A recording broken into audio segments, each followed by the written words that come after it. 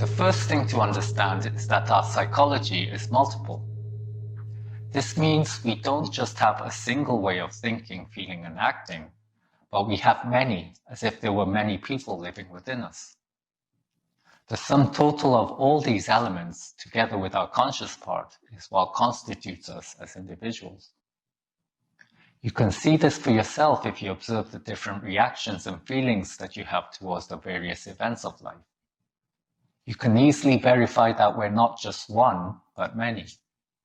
A good way to see this is to decide to change something about ourselves that we don't like.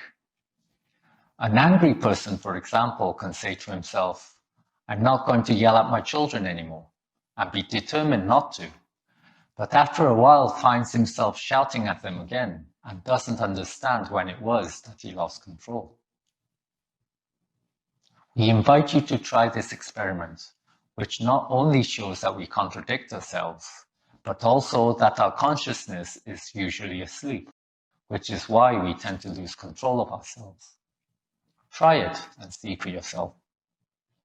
Where does the ego come from and how is it formed? Like our virtues, our ego is part of our nature, but polarized negatively. Let's look at an example. Imagine a person who lends his friend a tool, but the friend breaks it. There's a good chance the lender will feel upset, especially if his tool was expensive and he had to work hard to be able to buy it. It would be quite normal that this person, upset about his loss and trying to avoid the pain of it happening again, would conclude that so-and-so is irresponsible and I'm never going to lend him anything again. He may even decide, in fact, I'm not lending anything to anyone again. And right there we have created an ego. Now, every time anyone asks him to lend him something, not only will he say no, but he is likely to get annoyed and justify it by telling the story of what happened to him.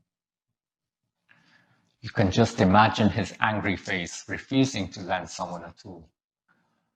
The point is that he can refuse to lend a tool, but in a natural way, without feeling embarrassed for refusing. He could simply decide it's not worth the risk of losing his valuable tool, and that's it. But this kind of psychological simplicity is rare. It's more common to behave like the man in the example and allow the ego to react in a complicated way. This happens as a consequence of identifying with the negative memories and emotions that come up from a similar event in the past. As time passes and the person repeats this pattern of behavior, a time comes when he says, "That's just the way I am," and maybe doesn't even remember why. This is an example of how we create the egos, which are also called myself, or the psychological self, or selves, because there are many of them. When do these selves manifest? They manifest every time an event occurs in our life that bears some resemblance to where and how an ego first came about. If our consciousness is not awake in that moment, we think, feel, and act according to that ego, only to regret our behavior afterwards. What feeds the ego?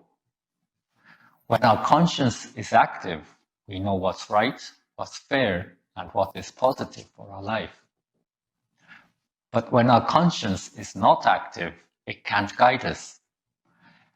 Then we allow any self to express in us, for example, anger or gossip, and that element gets stronger in our psyche and exerts more control over us.